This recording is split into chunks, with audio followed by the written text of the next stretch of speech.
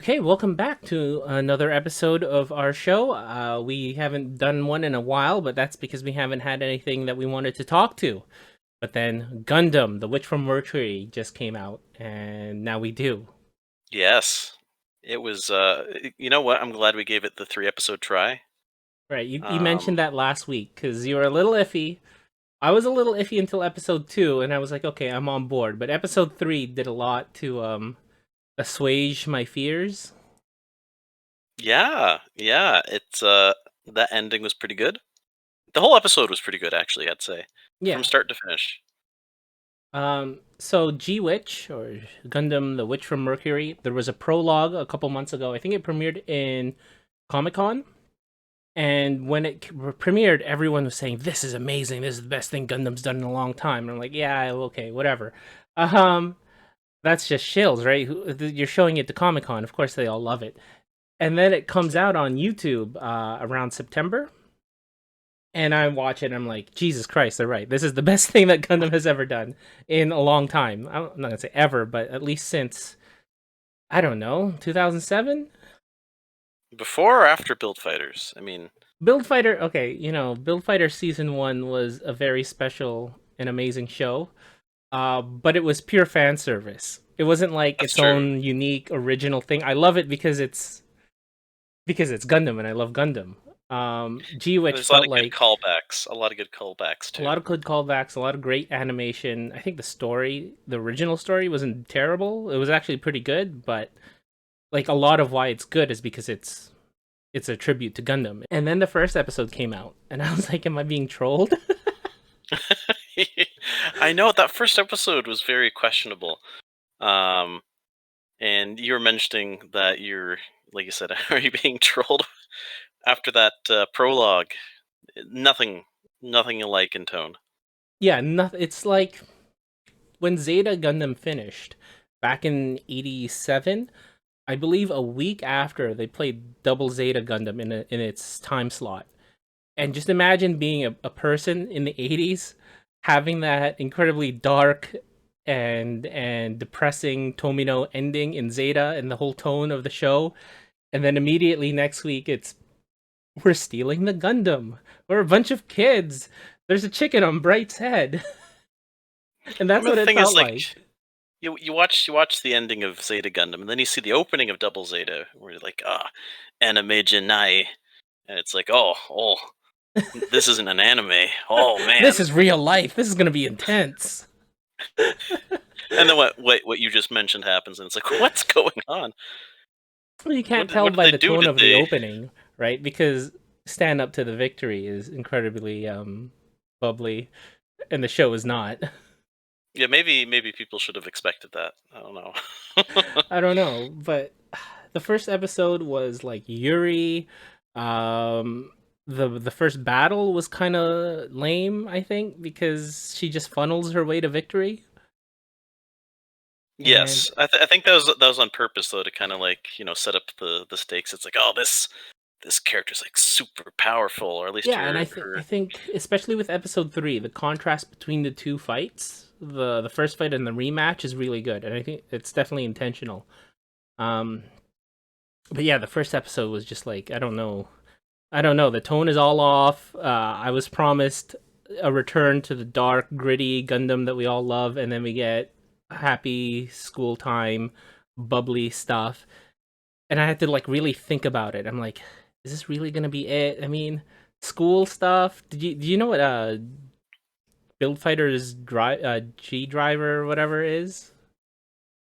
Is that the one that's like the, I guess, sequel series to the original Build Fighter series? No, so Build Fighters had season 1, which was amazing, and then season 2, which was drained all the fun and happiness from the concept. And then after Oh, season 2, they decided to do like another show where it's just people fighting in simulations, and there's a furry with like an animal head, and oh, it's just weird. It's not. It doesn't really feel right. And that's what the first episode reminded me of. Like they're going to school and they have to do these simulated fights, and now they're in high school life. Nah. But then that's episode weird. 2 happened, and I thought my opinion of the show started to go back because then they had all the conspiracy stuff reintroduced, politics, the backroom stuff. There was no fight, which is Yeah, great. which is very rare. You know, it's a good sign when there's an episode without a Gundam fight. Yeah, because G-Reco had a Gundam fight in every episode, and it ruined the pacing. It ruined the pacing so bad that it hasn't recovered until the 5 theatrical releases. It needed movies to fix it. But this one, you know, it doesn't. So far, pretty good. Pretty Hmm. good. Well, you We were spoke still a about little this. iffy though after I episode 2. was. I wanted to see it go somewhere, and you know, they're setting up some promise, but I didn't feel that energy. You know, I didn't feel that hook. I'm Did happy that to say. change with episode 3? I'm happy to say that changed with episode 3. I was quite happy with it. What Uh, what what has salvaged the show for you? Because I know you're not a well, fan of Yuri. I guess the only way to say it is Guel Jaturk is based, and I loved the character development he received. You know, Yeah, so did I. That's like that's one of my favorite archetypes. Is kind of like the lax kind of privileged Joker character who has to like undergo adversity and overcome his privilege in a way. he did all of Jared Messa's character development I over the was course thinking of about 10 Jared. episodes in a single episode. Okay, I I, respect that. I respect that. Yeah, but Guel, you know, he has something going on for him. He has this struggle to prove himself, and he manages to kind of like go through this entire uh, flip in his character. I mean, like a huge flip. mhm. Because in the first episode, he's kind of like this pompous asshole. You know, he's the guy who says, "Suleta, huh? That sounds like a girl's name." You know, Suleta, that sounds like a boy's name. that sounds like a boy's name, but I just see a girl over there. Uh, He did the he was being a little slugger law in the first episode. yeah, that's true. You know, he's got that swagger to him. He doesn't take no for an answer from a pretty girl. See, I You was know, concerned that was going to be his character because I'm like my expectations were so low for the school setting. I'm like, they're just going to copy paste the same like character archetypes you see in every school anime, and he's going to be like this jerk the whole way through. But they dispel nope, that very quickly. they did, and it's an apt choice of words, dispel, considering the title. Um, should we just outright say what happens? Yeah, I mean, you should probably not listen to reviews of episodes that you haven't seen yet. So let's assume that whoever's listening has seen it. Yeah, spoilers from here on.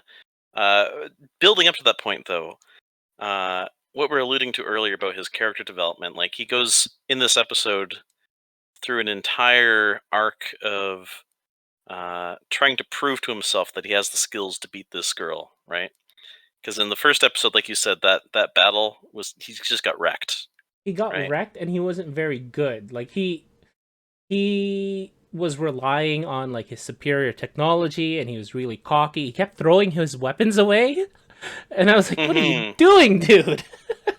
And and then then then funnels. and then he gets funneled. Yeah. Sorry, This one fanneled. though, because there's so much at stake with all those backroom politics going on from the second episode. I mean, his dad owns this corporation. He's trying to jockey a position where his family can take over this conglomerate. Um, and so his father tries to fix the match between Suleta and Guel. And you know, there's a lot of weird things going on. The mechanics put in a combat AI, and Guel disappointedly realizes he can't really do anything because the AI is doing all the work for him. He's like, he has a line, in fact, where he says, "So you're saying I don't even get to react to what's going on?" Um, and then there's the battlefield gets sabotaged, I which love the water ruins. thing. Yeah, because that's that how was a nice detail. it works in Super Robot Wars. So, like, if you try to shoot beam weaponry in or out of water, it just does no damage because it gets dispersed by the particles. So I really like that touch. I don't think Gundam has really done that much. No, no, Because because I remember like Gundam Wing had some underwater battles and they're just shooting beams. oh, the original one had them too. Like, there's tons of underwater mobile suits that have Oh beam yeah, yeah, weaponry. the claw, Yeah, Zagok, yeah. The Gok, the Zagok, the Gog. the Zaccarello, Yeah. the ugliest What's mobile that? suit known to man. Zaccarello. I don't think there was ever an episode that featured that It's ever. it's like a child drew it. Has a tattoo of mom on the side. Does it You can look really? this up. You can look this up. It looks like a little heart on the side. I swear you can look it up. It's there. Either way, it was a nice touch to see Hmm. like the rainfall affect the beam weaponry. Um, and what was cool though is that in the end, Gule breaks the AI so he can take over, and he says, "No, if I'm gonna win this, I'm gonna win this myself." He gets wrecked though, but in But that he moment tries. of he tries, and it's actually him fighting, right? And when he takes over and breaks the AI, like he actually starts pushing Suletta back. So you didn't And watch the all of the prologue, right? I did not know. Well, you missed I the still need best to. part. You missed the best Okay. part. But Miorine's father has this speech, and it's juxtaposed between his speech and him murdering everybody in Soletta's compound. And he says that the least courtesy that we can give in war is for humans to kill other humans. We can't have machines killing humans and drones and AI. If we're going to have a war, we should have consequences and we should have people who are willing to make those choices and take responsibility for them. So this is set up in the prologue, and now we're seeing it kind of like play out where Suletta's mom, that's a huge twist. She in episode 2 she claims that it's not a Gundam, it's drones. And then we have Guel being in a drone piloted AI piloted mobile doll basically. And I think that that concept's going to come back, and I really like that idea of like, you know, if you're going to have people kill each other in war, maybe don't try and take the humanity away from it. Have people who can make conscious decisions whether or not like an action should take place. Yeah, yeah, that's interesting. Maybe that's one of the driving themes behind this is the modern tendency to try to sanitize warfare with drones. Hmm. And I think the one good thing to come out of that character, what's his name? Like Mjorna's father, Delling. Delling. Yes, Delling. The one good thing to come out of him is saying, you know, if you're gonna have killing in war, at least have it people kill people instead of robots kill people. I think Yeah, that makes sense. But either way, Gule takes over. He takes the lead, right? He breaks his AI. He fights back. He still loses, but it's a more heroic effort. And let me tell you that entire battle scene was very intense, it right? was very well animated. What I like about it is that you can tell um that there's like a strategy there. They're not just like dashing at each other and shooting, and then like you don't see like the contrails spiral Hmm. around where it's like that's not a fight, that's just an animation. But like you see him like how he uses his arms, how he uses it to swing around, how Suletta, like it's very subtle how when she breaks his horn she lets go of the beam saber, pushes the arm down, and then head chest butts it and breaks the Yeah, horn. Like very yeah, little that subtle was. animations. There's a lot of actually detail. I just quickly want to speak on that. I noticed that the aerial itself has a very subtle feminine form to it. Did you notice that? Well, I told you it has childbearing hips. I mean, yes, and no, you're right though. You're right though. And then in the scene after Suletta wins, both her and Ghoul get out of their cockpits, and there's a scene where the hand of the Ariel lowers with her in it, and it looks like it has nails. Like, Nails? yeah, did you I didn't notice like the notice that. fingertips? The fingertips kind of have like these little like extensions at the end of them that kind of look like a woman's nails. It's kind of neat. I appreciated it. Hmm. Um, yeah, but then like earlier in the episode before the battle, Soletta kind of explains her philosophy to Guel about like, if you run, you gain one, but if you move forward, you gain two. And she actually stands up for him. Everyone else is mocking him for having to redo a fight, but she actually chides everyone, saying, "Why would you make fun of someone who isn't running away?" And there's kind of this scene there. There's kind of like this tension where like you can kind of see he's growing some respect for her, and he's kind of surprised she would defend him because he's like, "Don't you wish you could laugh at me too, or don't you want to laugh at me too?" And she's like, "No, why would I laugh?" I And it came here pays to out. laugh at you. That's what you thought I'd say. That's what he thought I'd say. I love how that's become like a bigger than Gundam meme where people post Char say or Quattro saying, "I came here to laugh at you." Except the very next words he says is, "I'm not." Yeah. But this kind of like tension between the characters plays off in the last shot of the episode Oh, so because sad. I loved it. I loved it. I loved it It's so so much. pathetic. Well, what happens is that they both get out and they kind of look at each other, and she's like, that was a good fight. You're really strong, and that was a close one. And then there's like this snap decision in him. He just kind of looks over, and you can see that he's like feeling very like touched by that. Man gets on one knee and proposes to her. Eh? He Hard just cut to credits. See, I love that part of Guel's character. I love how like you can tell he's a bully, but there's a reason why he's a bully. And it's not as simple as just saying, like these people with privilege who have a lot of money and power are necessarily like happy people. Like Miuraine and Guel, they're both kind of victims of their parents in a way. And I think the twist in episode 3 is that Suletta is too. She just doesn't know it. mm-hmm. You Is see, yeah. the twist of who's behind the mask is that it's Suletta's mom, like her actual mother.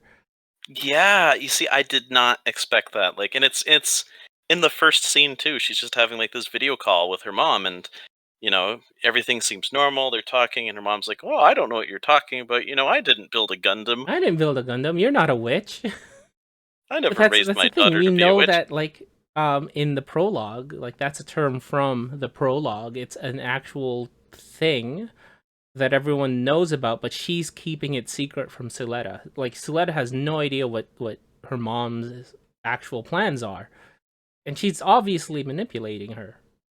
Yeah, and then you see the camera cut to the office where the mom is. You see her perspective of the video call, and suddenly the camera subtly kind of like cuts over to what's on her desk, and it's that like face mask thing that the scary Shinsei lady had. Yeah, it's her.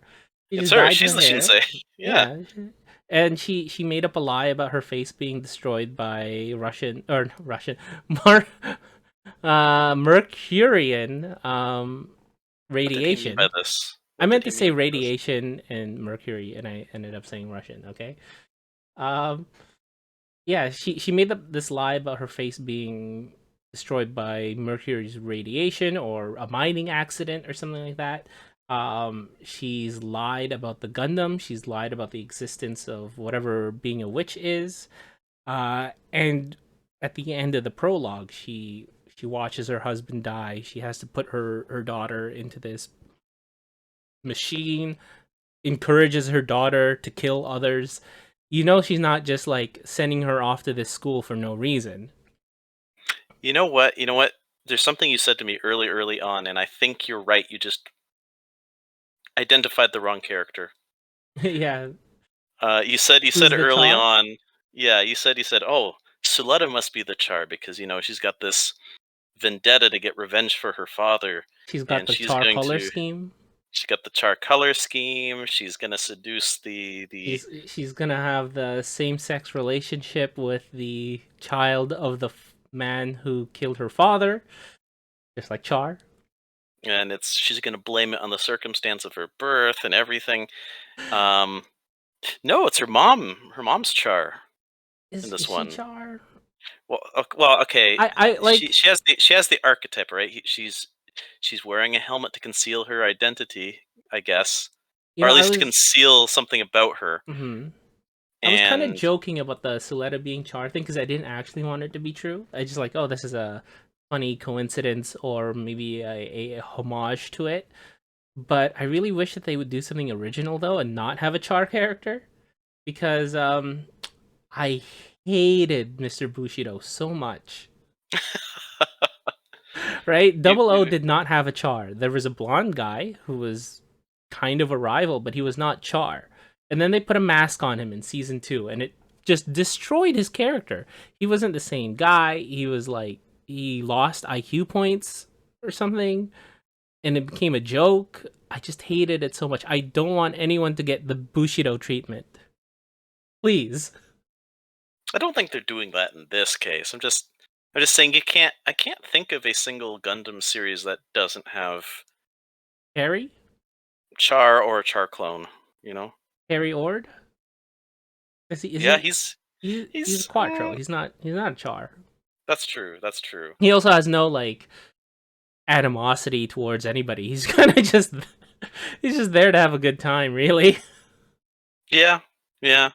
But then He's got that's those. like, oh yeah, the example of breaking the mold is Turn A Gundam. That's not a really a good example. Yeah, and he's got those. He's less of a Char clone, more of an Elton John clone. You know? G Reco. What happened to Mask? That was not Okay, one of my they favorite go. things about the show They also go out of their way to kind of subvert the whole Char clone character because because I he's think incompetent. Yoshiyuki Tomino went out of his way to do that. He's like, "Oh, I'm gonna get this character and put him in a mask, and he's gonna suck. And What are you he's gonna do gonna now, cry Sunrise? after every battle. What are you gonna do now, Sunrise? His people were raised as food." What are you gonna do? Sell merchandise of a guy who loses every battle and cries about it afterwards? Gotcha. It's there's a lot of speculation now because episode 2 and 3 really brought in all the stuff that episode 1 was missing, all the intrigue, all the politics, the twists. And after episode 1, I talked to one of my friends, and he said his friend watched and said the episode 1 sucked. He thought the prologue was good, and then episode 1 sucked. So I really hope that people do give it the 3 episode test because you can tell that there's a lot of stuff being set up, and it's going to take some time to pay off. But I do believe it will pay off. Yeah, I want to at the very least see where it's going because I can feel some potential here. I can feel some potential here.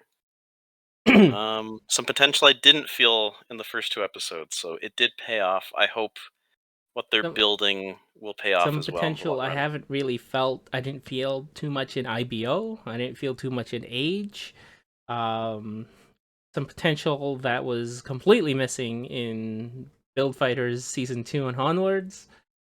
Like I really do feel like I'm more excited for this show than anything that Gundam has put out in a very long time, other than G Reco. But then G Reco is a very special case. Like the Yeah, reasons why I was excited, the reasons why I put up with the stuff, and then the movies. It's in a completely different world. yeah. When is that fifth movie coming out, It or came is it out. already out? It's already out. Yeah. Remember that interview of Tomino I sent you where somebody asks him, when can I watch G-Reco? I want to watch it now. And he says, wait for the Blu-ray. That bastard. And then he says, please watch G-Reco, the movies. So you have to do it. It's a request from the man himself. He's like, this is going to be a show that's going to stand the test of time. Watch it now. Watch it in 10 years. Watch it. Yeah, once it comes out on Blu-ray.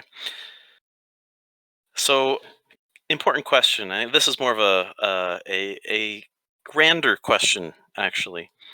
Okay, with this, with the Witch from Mercury, with Get a Robo arc, which is pretty good. Is Um, oh are we yeah, okay. seeing? Are we? Are we seeing a return of the golden age of the 2010s? Depends on no, you mean the 2000s. Was it? Oh, it is 2008, wasn't it? 2007, 2007, 2008 was the holy year where we got Gundam 00, Code Geass, and Macross Frontier. So we're getting a new Lelouch show or something. No, we're getting a new Code Geass. It's we're not getting a Lelouch new though. yeah, because Lelouch hopefully isn't in it. He will Uh, be.